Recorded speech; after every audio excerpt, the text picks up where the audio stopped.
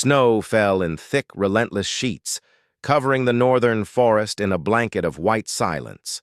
The wind howled through the bare trees, carrying the sharp scent of ice and pine.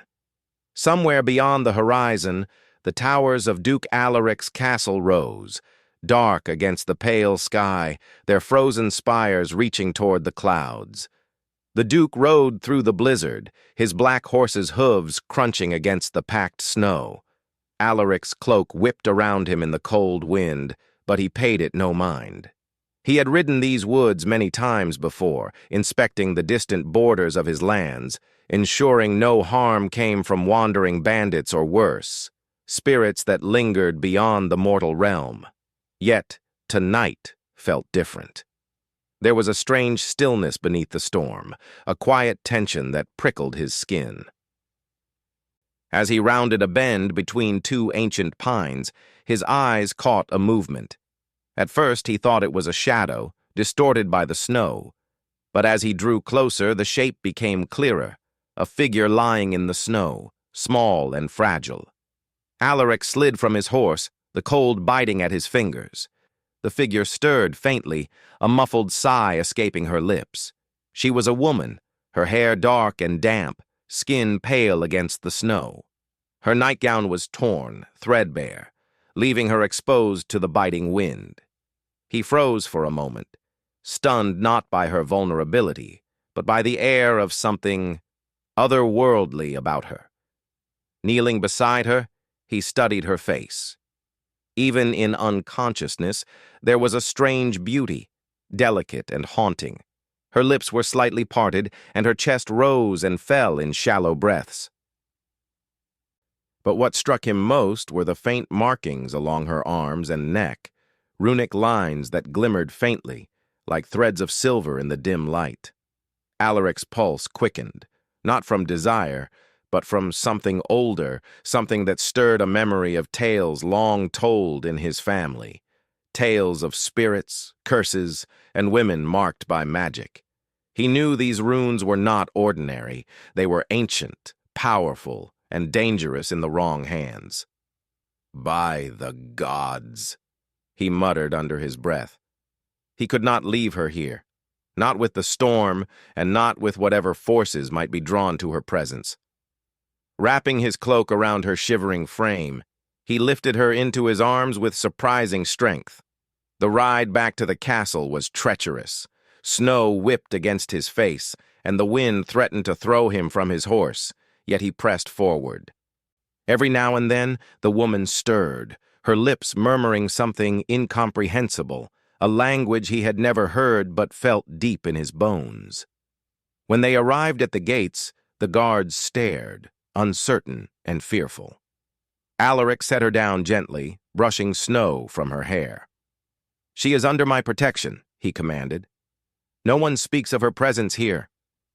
The castle itself was a labyrinth of icy corridors, candlelit halls, and towering fireplaces. Alaric carried her to a chamber usually reserved for visiting nobles. The room was warm, filled with soft blankets and furs, yet Alaric could see that the cold had left its mark on her body. She shivered violently, even under layers of warmth. He set her down on the bed, pulling blankets over her. For a moment he simply watched, his heart unsettled by feelings he did not fully understand. She was a stranger, yet there was a pull between them, a thread of connection that was impossible to ignore. Hours passed. The storm raged outside, and Alaric remained in the room, seated by the fireplace, unable to leave her side. Occasionally she stirred, murmuring fragments of words, her brows knitting in distress. It was clear she had endured something terrible, something that had brought her to the edge of death in the snow. Finally, her eyes fluttered open, revealing irises the color of ice. She gasped, taking in the unfamiliar room, the unfamiliar man. Her gaze locked onto Alaric, fear and defiance mingling in her expression. "Where am I?" she whispered, her voice fragile yet carrying a hint of steel. "You are safe," Alaric said, his tone firm but calm. "You are in my castle. You were found in the forest, unconscious. You need warmth, Food and rest. She blinked, suspicion shadowing her features. Why would you help me? Alaric's jaw tightened. Because it is the right thing to do, and because I do not ignore someone in need. Her eyes narrowed, but she said nothing more. Instead, she curled slightly under the blankets, shivering despite the fire. Alaric studied her, sensing the unspoken questions swirling between them. Who was she? Where had she come from? And what did the strange markings on her skin mean? He wanted to ask, but he also knew that the truth might scare her. Or him. Some secrets were not meant to be uncovered lightly. Night fell, deep and heavy, and the storm outside grew louder, a chorus of wind and ice. Alaric remained by her side, keeping watch. When she stirred again, she whispered a single word. Almost a chant. He. Alaric froze. The word carried a weight he could not name, a warning that pressed on his mind like the heavy snow outside. What is it? He asked gently. Her eyes met his, wide and fearful. He is coming, and he will take what is mine. Alaric's heart thudded, a mixture of dread and determination coursing through him. Whoever she was and whatever she carried, he knew she was in danger, and he would not let her be taken. Morning came slowly, pale and muted, the storm finally easing into soft flurries. Alaric brought her food, simple bread and warm tea, yet she barely touched it, eyes darting to the windows and the corridors beyond. I need to leave, she said suddenly, her voice firm, her fingers gripping the blankets. They will find me if I stay. Alaric shook his head. No. Not while I can prevent it. You are under my protection. No one enters this castle without my say. Her lips pressed into a thin line. You do not understand. You cannot protect me from what follows. I will do my best, he said quietly. And for a moment, they simply regarded each other, two strangers bound together by fate, danger, and something that neither could yet name. Hours passed. The castle began to stir, servants moving quietly through the halls, the scent of roasted meats filling the air. Yet Alaric kept the doors to her chamber closed, refusing to allow even the closest attendants near. Seraphine finally spoke again, softer this time. I am not safe anywhere, not even here. Alaric's expression softened, a flicker of empathy breaking through his stern exterior. Then you will stay here with me, until we understand what you are and what they want. She looked at him then, really looked at him, and for the first time, the fear in her eyes wavered, replaced by curiosity, and perhaps a fragile thread of trust. The day passed slowly, shadows stretching across the cold stone floors. Alaric found himself drawn to her presence, even as he fought to maintain the discipline that defined his life. There was something intoxicating, something mysterious about her vulnerability intertwined with hidden strength. Evenings in the castle were quiet. The fire crackled in the hearth, painting golden light over the walls. Seraphine sat wrapped in furs, staring into the flames, and Alaric could not help but wonder about the secrets she held, secrets that might alter the course of not only her life, but the very kingdom. Tell me, Alaric said finally, his voice low. Who are you, and why are you in the forest in such peril? Her gaze lifted to his, icy and unyielding, yet tinged with sorrow. I do not know. Not all of it. Only that I must not be found. And if I am, she swallowed hard, shivering, then everything will change. Alaric's heart tightened. He did not yet know her story, her past, or the power she carried. But he knew this. She was extraordinary, and the danger surrounding her was real. Whatever forces sought her, they would not find her here, not while he drew breath. Night fell again, and with it, the darkness of the storm returned. Alaric could not sleep. He paced the stone floors, glancing at her chamber door. Every creak of the castle, every whisper of wind outside, made him tense. He had faced many threats in his life, yet the sense of helplessness he felt now was unfamiliar, uncomfortable, and compelling. And then, as the clock struck midnight, a strange sound echoed through the chamber. Soft, almost a sigh carried on the wind. Alaric rushed to her side. Seraphine's eyes were wide open, glowing faintly in the candlelight, and she murmured again in that strange, ancient tongue, "He comes. Soon. The snow will burn." Alaric's breath caught. Whatever she was, whatever danger she faced, it had not yet arrived. But it was coming, and he would be there, ready to meet it.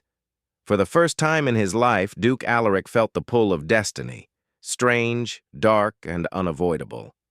And he knew that the night in which he had found her in the snow was only the beginning of a journey that would change them both forever. And in the silence that followed, with snow still falling outside, he felt it, the faintest stirring of something deeper than duty or curiosity. Something like longing. The morning after the storm was quieter than any other dawn the Duke had known. The snow outside glimmered like powdered glass under the pale winter sun, and the forest beyond seemed suspended in a fragile stillness. Yet inside the castle, tension lingered like a shadow, thick and unyielding. Seraphine had not slept well. Though wrapped in warm furs, her eyes remained alert, scanning the room for threats invisible to anyone else. Her hands trembled slightly as she held a cup of tea Alaric had brought her, steam curling toward the high ceiling. The runes along her arms, faint in the morning light, shimmered softly as if responding to her unease. Alaric watched her from across the room, leaning against the edge of the fireplace. He had stayed awake nearly the entire night, listening for any disturbance, any sign that the threat she had whispered about was close. Yet the castle had remained silent. Too silent, he thought, and the unease in his chest would not leave him. "You will not tell anyone," he said quietly, breaking the heavy silence. "No one must know of your presence here." Seraphine's gaze flicked to him, her pale eyes wary. "I know," she said, her voice soft but firm. "And I do not trust them, or anyone. I should not have been found, not like this. The forest was meant to hide me." Alaric's eyes narrowed slightly. "Then someone was following you or hunting you. Do you know who?" She shook her head. "Not yet. I only know that they will come. And I cannot stop them alone."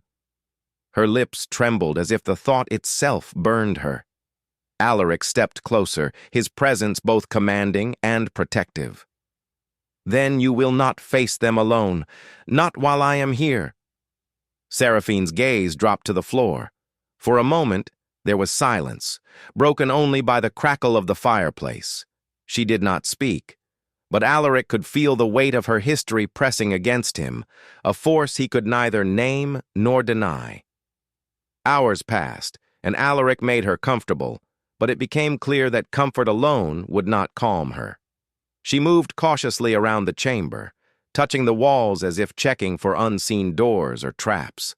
Every so often she muttered fragments of a language lost to time, and the runes on her skin glimmered, fading as quickly as they appeared. Finally she spoke again, her voice trembling. "I was not always like this. Once I belonged to a family that held power in this land, but our enemies were strong, cruel. They cursed us. I survived, but not without cost." Alaric listened carefully. His mind raced, piecing together the fragments of her story. Curses were not unheard of in these lands, but few survived them. And if she had, it meant her power was great and dangerous. "Tell me," he said quietly, "what happened? How did you come to be in the forest like this?" Seraphine hesitated, her gaze flickering toward the window where the snow drifted lazily against the glass. I do not remember everything, she admitted. The curse. It takes pieces of memory. I wake in fragments. And when I run, I do not know where I will go or why. Alaric studied her carefully, seeing not weakness, but resilience. She had survived the forest in a night of storm and frost, unconscious and exposed, and yet here she was, alive and defiant. You have strength, he said, his voice low, almost a whisper, not just to survive, but to endure what others cannot. That is rare. She looked at him, startled by the acknowledgement. No one had ever told her she was strong, only that she was fragile, broken, dangerous. For a moment her eyes softened, and she allowed herself a faint glimmer of trust. The next days passed in cautious routine. Alaric maintained strict secrecy, allowing only his most loyal servants near, and even then under strict instructions. He observed Seraphine carefully, noting how she avoided mirrors, how she flinched at shadows, and how she seemed to sense things before they happened. One evening, he brought her to the library, a grand hall filled with ancient tomes and dusty scrolls. Perhaps here, he said, gesturing to the rows of books, you may find answers about the curse, about yourself. Seraphine moved carefully between the shelves, her fingers brushing over the leather-bound volumes.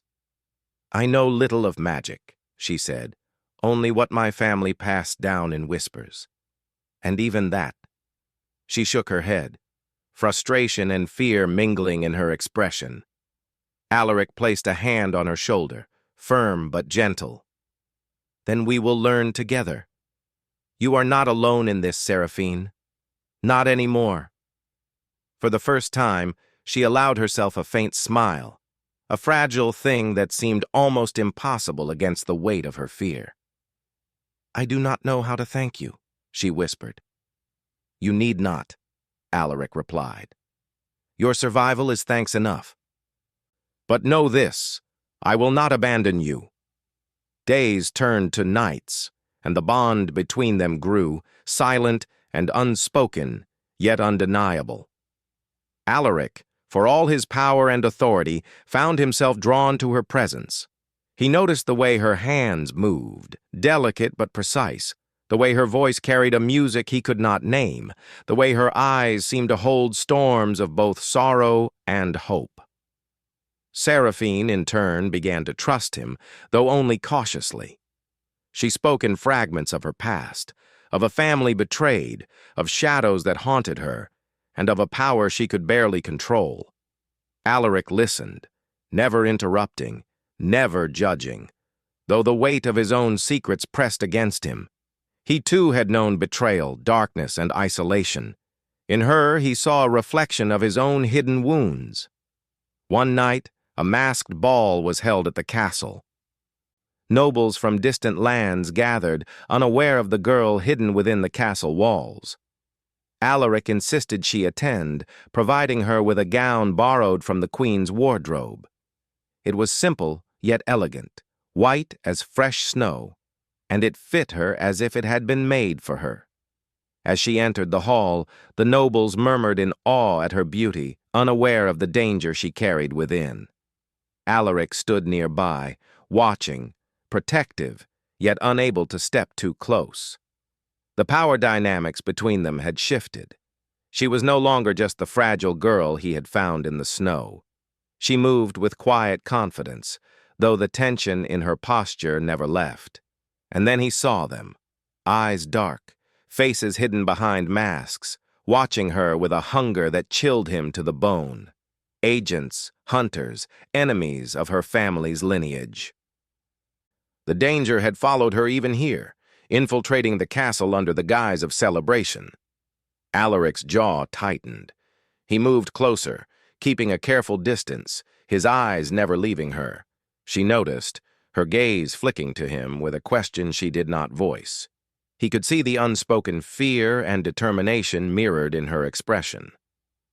The night unfolded with careful navigation of the ball's formalities. Alaric intercepted conversations that might have threatened her, guided her through the crowd with a subtle but firm hand, and kept her safe without drawing attention.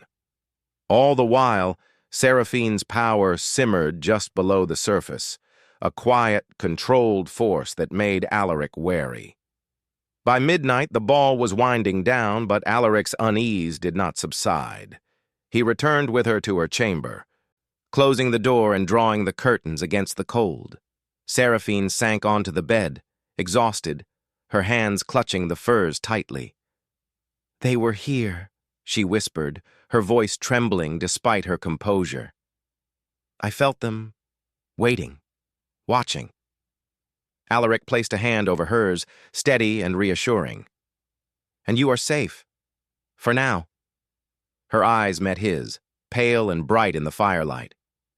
"For now," she repeated, as if saying it aloud made it more certain.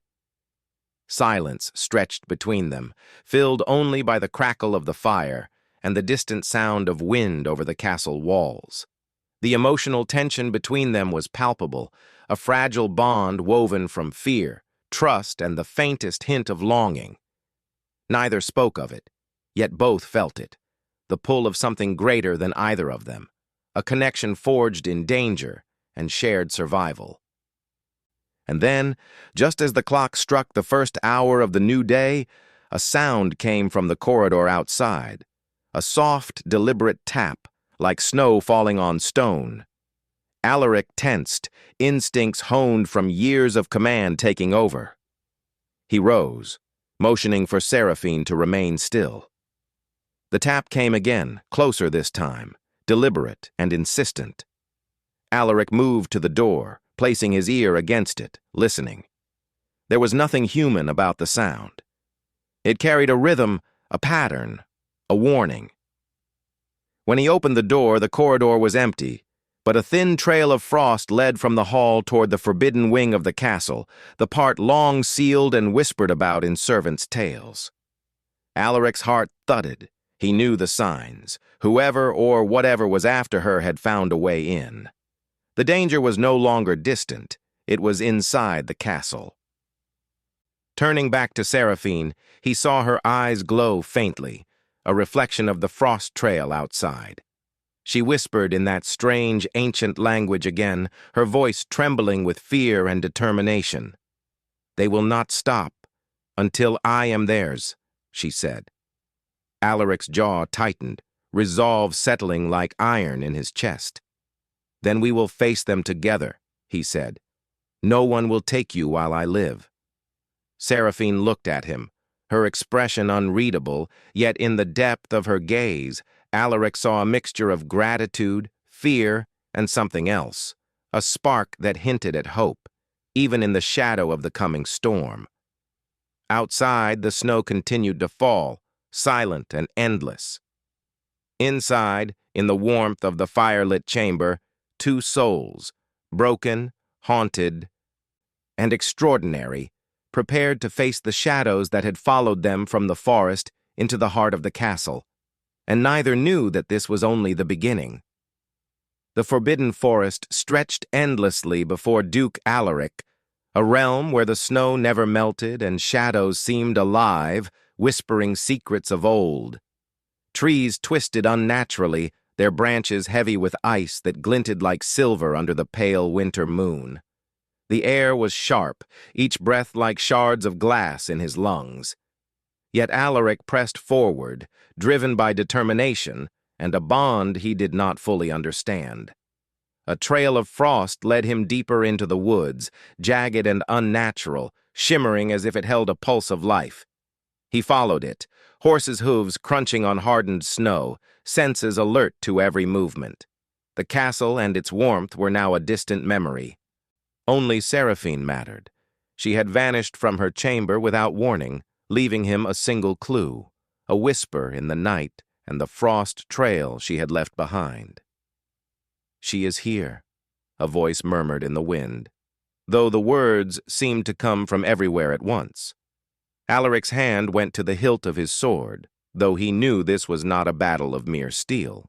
This was a confrontation of power far older and more dangerous than any man-made weapon could face. Suddenly, the frost trail widened into a clearing, and there she was, Seraphine, standing in the center, arms raised slightly, eyes glowing pale blue. Her hair, dark as midnight, framed her face, and the runes along her skin shone like threads of light in the darkness. A figure emerged from the shadows, tall, cloaked, and ominous. His presence radiated malice, yet it was calm, controlled, as if the forest itself obeyed him. The sorcerer who had cursed Seraphine's family stepped forward, the air around him crackling with frozen energy. "You have brought him," the sorcerer said, voice like the wind through dead leaves. "The girl cannot escape her fate. She belongs to the curse, and you cannot protect her."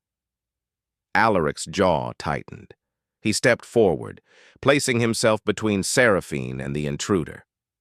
"She belongs to no one," he said firmly, "and I will not allow harm to come to her." The sorcerer's laugh was a low, chilling sound. Bold words from a man who cannot comprehend the forces he faces. She is power incarnate, yet fragile. She is both your weapon and your weakness. Seraphine's eyes flicked to Alaric, fear and determination mingling in her gaze. I can do this," she whispered, though her voice wavered. "I can face him." Alaric shook his head. "Not alone. We face this together." The sorcerer raised a hand, and a gust of icy wind swept across the clearing, threatening to knock them both down. Trees groaned and cracked under the pressure of supernatural cold. Alaric tightened his grip on his sword, though he knew it would do little against such power. He relied instead on strategy and courage, the kind that had guided him through countless dangers in his life. "Focus," Alaric said, his voice calm, carrying strength. "Do not let fear control you." Seraphine drew in a shaky breath. The runes along her arms flared brighter, pulsing with power she had not yet fully understood.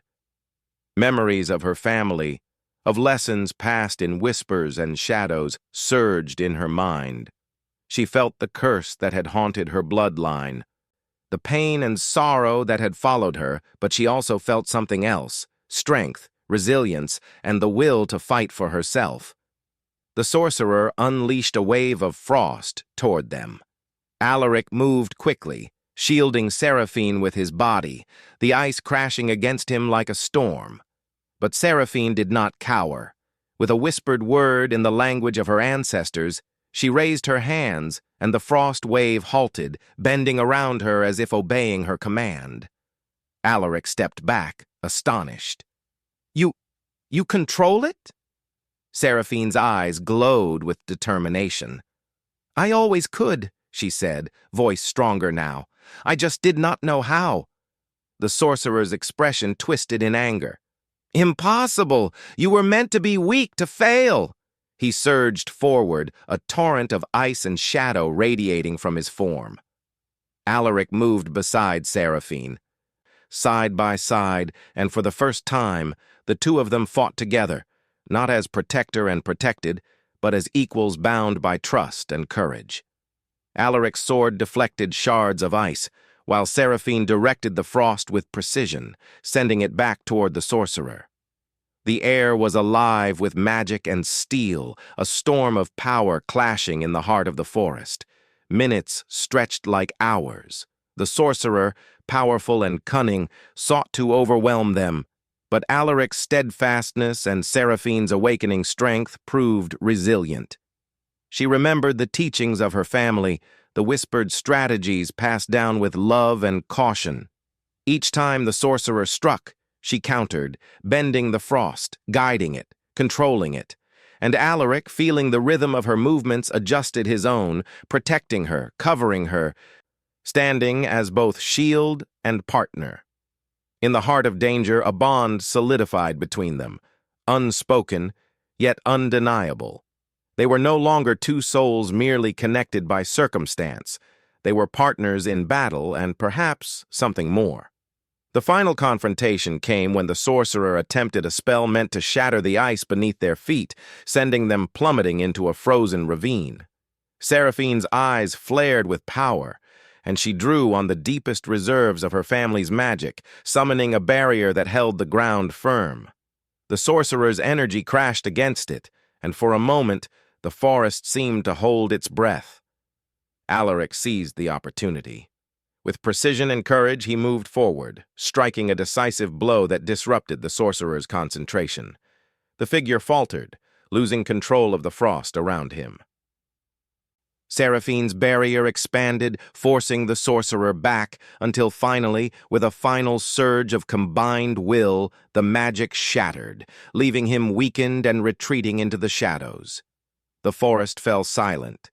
Snow drifted softly from the branches, and the wind carried only whispers, as if the land itself was exhaling in relief. Seraphine sank to her knees, exhausted but alive. Alaric knelt beside her, placing a steadying hand on her shoulder. "You were incredible," he said quietly. I have never seen anyone like you." Seraphine looked up at him, eyes wide, still glowing faintly from the battle. We did it together," she said, voice trembling with both awe and exhaustion. "I could not have without you." Alaric's gaze softened. "Nor could I. You taught me something tonight, Seraphine. Courage and trust, not just in others, but in ourselves." They stood in the clearing, the frost settling around them like a gentle veil. For the first time, the forest did not feel threatening. It felt alive with possibility, with the promise of renewal. The curse that had haunted her bloodline was broken, not by strength alone, but by unity, courage, and mutual trust. Seraphine's hands trembled slightly as she touched the runes along her arms. They were still visible, glowing faintly in the moonlight, but the darkness that had once bound them was gone. For the first time, she felt free. Alaric watched her, feeling something shift within himself as well. He had always been the protector, the duke with the iron resolve, the unyielding command. But in saving her, he had discovered vulnerability, trust, and a connection that went beyond duty. He realized that strength was not only measured in power or control, but in compassion, loyalty, and the courage to face the unknown with someone beside you. "You are safe now," he said softly, brushing a strand of hair from her face. "The forest, the curse, it will trouble you no longer." Seraphine's lips curved into a small, genuine smile, the first in many nights. "And you? Will you be safe?" she asked, concern threading her voice. Alaric chuckled softly, a sound rare and warm. "I have you to worry about me now," he replied, a hint of playful affection in his tone. The journey back to the castle was quiet, the snow now falling gently, like soft feathers on the earth. Inside, the warmth of the hearth welcomed them, yet the bond forged in the frost remained, stronger than any fire. Over the following days, Seraphine and Alaric moved through the castle together, exploring the hidden libraries, ancient halls, and secret chambers. She learned of his past, his burdens, and the loneliness that had shaped him. He learned of her fears, her strength, and the legacy she carried. And slowly, the walls between them crumbled. The Duke, once cold and distant, found himself laughing at her quiet humor, listening to her thoughts, and marveling at her strength. Seraphine, once wary and defensive, began to trust, to speak openly, and to allow the smallest glimmers of joy into her life. Their connection, born of danger and nurtured in courage, became unshakable. They were no longer just a protector and the protected, they were equals, bound by shared trials, trust, and an unspoken understanding of each other's souls. As the final snow melted and the first hints of spring touched the castle grounds, Alaric and Seraphine stood side by side on the highest tower, looking out over the kingdom. The curse that had haunted her family was lifted, the danger had passed. And yet, something lingered. A sense that their story was only beginning. Seraphine's hand brushed against his, a small but deliberate gesture. Alaric turned to her, eyes meeting hers, and for the first time, words were unnecessary. They had faced darkness together, survived, and emerged stronger. The bond between them was more than survival. It was trust, respect, and something like destiny. "Together," she whispered, echoing the words that had carried them through the storm and the frost. "Together," he agreed, a promise spoken not just of the moment, but of the future. And in that moment, under the pale sunlight and the quiet sky, they understood that they had not only survived the curse, they had found something far greater: redemption, courage, and the beginnings of love that would guide them through whatever shadows remained in the world beyond the snow.